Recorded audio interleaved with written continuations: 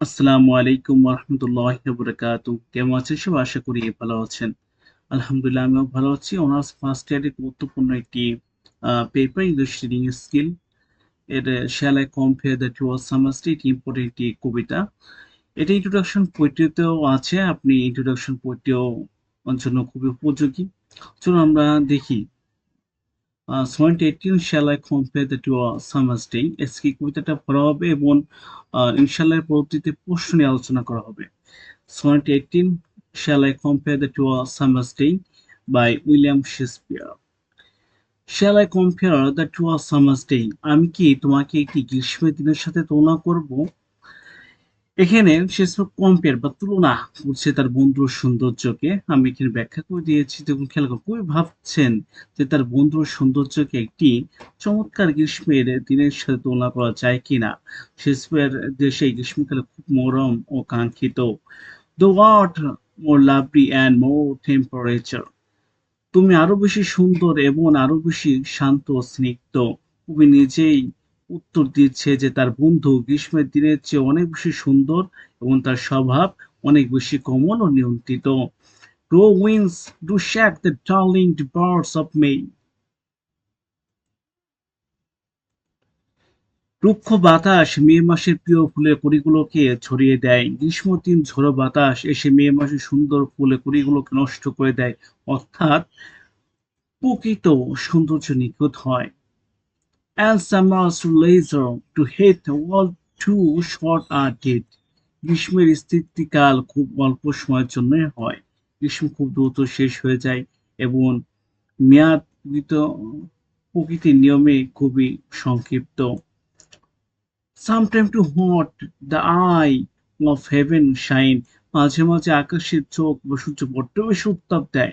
এখানে কি দিয়েছে দেখুন, এখানে আকাশের চোখ বলতে সূর্যকে বোঝানো হচ্ছে। মাঝে মাঝে গ্রীষ্মের সূর্য অসহ্য গরম হয়ে যায়।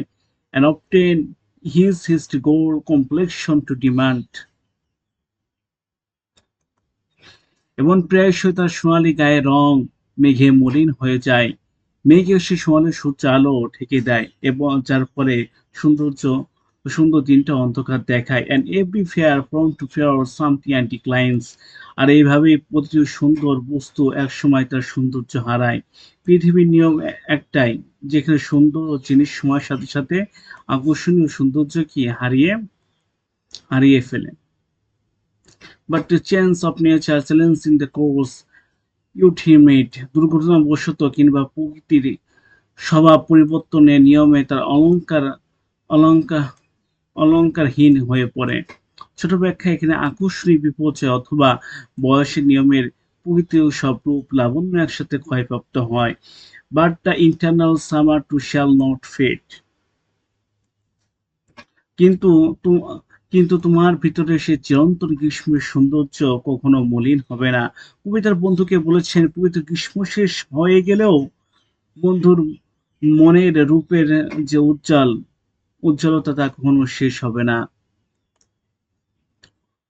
No loss to possession of that fair though towards, কিংবা তোমার এই যে সৌন্দর্য তার অধিকার তুমি কখনো হারাবে না। তোমার যে রূপ গুণ বা তা কোনোদিন তোমার কাছ থেকে কি করবে না, যাবে না। No shall today to praise though the wonders in the fate to shade. এমনকি মৃত্যু অহংকার করে বলতে পারবেন যে তুমি তার ছায়া হাঁটাচ্ছ, কম্পেয়ার করছে। দেখুন এই ছোট ব্যাখ্যা, মৃত্যু সবাইকে কেড়ে নিলেও তোমাকে গ্রাস করতে পারবে না, তোমাকে নিয়ে অহংকার করতে পারবে না। When in internal lines to the time do to grows, কারণ এই চিরন্তন কবিতা লাইনের মাধ্যমে তুমি কি থাকবে, সময়ের সাথে বেঁচে থাকবে। আসলে বেঁচে রয়েছে অনেক বছর হয়ে গেছে, এখন আমরা পড়ছি, ভবিষ্যৎ অনেকে পড়বে। বিশ্বাস করেন যে তার লেখা এই কবিতা লাইনগুলো অমর, আর এই ভিতরে তার বন্ধুর সৌন্দর্য চিরকাল বেঁচে থাকবে। So long as the man can be breathed or eyes can see, যতদিন মানুষ পৃথিবী বেঁচে থাকবে, শ্বাস নিবে বা চোখ দিয়ে দেখতে পারবে, যতদিন পৃথিবী মানব সভ্যতা থাকবে, মানুষ বেঁচে থাকবে। So long to live this and this gives to life to the, ততদিন এই কবিতায় বেঁচে থাকবে আর এই কবিতাই তোমাকে বাঁচিয়ে রাখবে। এই কবিতা যতদিন মানুষ পড়বে ততদিন তার লাইনগুলোর মধ্যে বন্ধুর সৌন্দর্য পৃথিবীর বুক আর হয়ে থাকবে। আসলেই কবিতাটি চমৎকার এবং অসাধারণ। তো আজকে এই পর্যন্ত, সবাই ভালো থাকবেন। এটা ইন্ট্রোডাকশন পোয়েট্রি এবং ইংলিশ রিডিং স্কিলের জন্য গুরুত্বপূর্ণ। ইন্ট্রোডাকশন টু পোয়েট্রি এই কবিতাটি আছে এবং দেখা যায় কি যারা আপনার ইন্ট্রোডাকশন টু পোয়েট্রি এর সাব পেপারটা পড়বেন তখন দেখা যাবে কি কবিতাগুলো আছে যদি পড়েন তাহলে ইংলিশ রিডিং স্কিলের কবিতা আহ, দেখা যাচ্ছে যে ইন্ট্রোডাকশন পোয়েট্রি থেকেই আসে। মাঝে যদি ব্যতিক্রম আসে একটা দুইটা, কিন্তু আমি বলবো যে 99% সম্ভাবনা থাকে যে ইন্ট্রোডাকশন টু পোয়েট্রি কবিতা দেয়া। তো অবশ্যই আপনি ইন্ট্রোডাকশন পোয়েট্রি কবিতাগুলো পড়বেন। আর শেয়ালে কম্পেয়ার দ্যাট ওয়াজ সমাজে খুব গুরুত্বপূর্ণ একটি কবিতা। আজকে এ পর্যন্ত, সবাই ভালো থাকবেন। আসসালামু আলাইকুম রহমতুল্লাহি ওয়া বারাকাতুহু।